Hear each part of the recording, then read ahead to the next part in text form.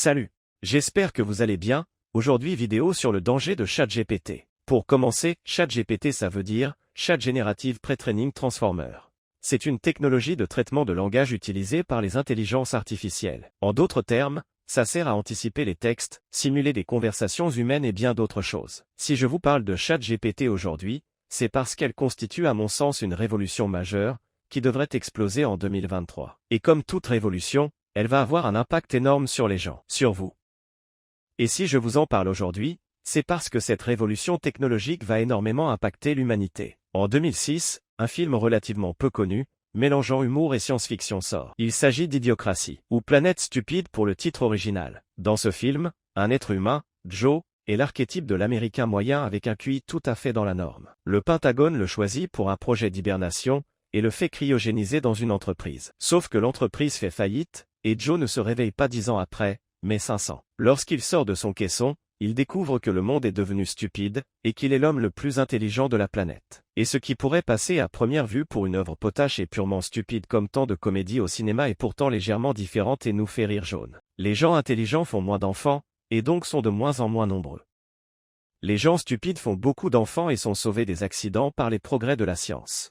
Et puis, les années passent et plus personne ne sait faire fonctionner la science et la technologie, et l'humanité régresse.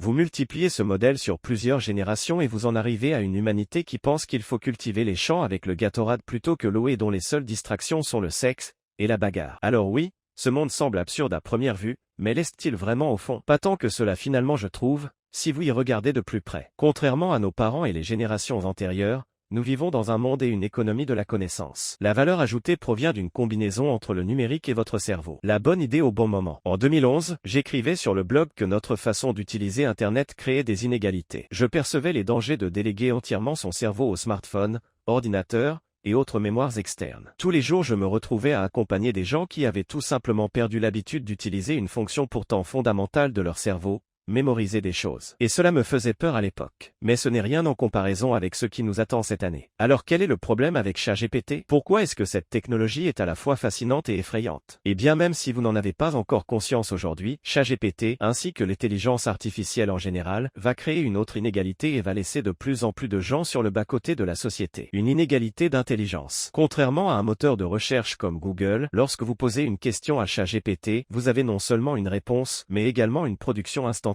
Par exemple, si vous manquez d'idées sur le thème de votre prochain post sur les réseaux sociaux, ou votre prochaine dissertation, vous pouvez tout à fait demander à ChatGPT de vous le rédiger à votre place. Si vous n'avez pas envie de lire le dernier rapport de 150 pages de votre entreprise, vous pouvez demander à ChatGPT de vous en faire un résumé. Si vous cherchez des idées, ou que vous voulez améliorer un texte, le traduire, vous pouvez demander à ChatGPT de le faire. Il le fera en quelques secondes. Une fois les faits passés, essayons de nous projeter un peu dans un futur proche. Lorsque l'usage d'un tel outil sera banalisé, quel sera l'intérêt d'utiliser son cerveau? Sérieusement, la révolution numérique a rendu notre mémoire obsolète. La révolution de l'IA rendra obsolète notre capacité de réflexion et de pensée stratégique. Bref, notre capacité à résoudre nos problèmes, notre volonté et plus généralement notre curiosité. Pourquoi réfléchir quand on a accès à une intelligence artificielle qui aura en quelques secondes la meilleure solution possible sur n'importe quel problème? En tant qu'étudiant, pourquoi apprendre une leçon ou faire des devoirs quand un robot le fait en quelques secondes? Et si vous êtes dans la vie active, pourquoi réfléchir à un rapport, une présentation, quand Monsieur IA peut le faire à votre place? Alors non, ChatGPT ne se contentera pas de converser avec vous. D'ailleurs, personne n'a envie de converser avec une intelligence artificielle. Et si vous pensiez être à l'abri parce que vous avez une passion ou une activité créative, et que jamais une intelligence artificielle ne pourra supplanter l'humain, vous vous trompez complètement. Il suffit de regarder les créations issues de modèles comme Stable Diffusion ou Midjourney pour vous en convaincre. Elles dessinent mieux que vous, elles prennent en photo mieux que vous, et créent des images qui captent votre attention. Alors pourquoi créer? Dans un monde basé sur l'économie de la connaissance, quelle sera votre valeur ajoutée? Quelle sera la trace de ce que vous laisserez dans le monde? Quelle sera l'utilité de votre cerveau? Pour l'instant, ChatGPT n'a qu'un impact limité. Il n'est pas connecté à Internet. Si vous lui demandez le meilleur coach sportif dans votre ville par exemple, il ne pourra pas vous répondre. Mais lorsque ce sera le cas, quel sera l'impact? Lorsque vous n'aurez plus besoin de choisir. Lorsque l'on vous montrera ce que vous préférerez, sans que vous ayez à réfléchir, que ferez-vous de votre vie? Alors que pouvez-vous faire concrètement? Sur Potion de vie, je continuerai à promouvoir l'intelligence humaine, et je vous encourage à cultiver votre curiosité, votre mémoire, et votre capacité de réflexion.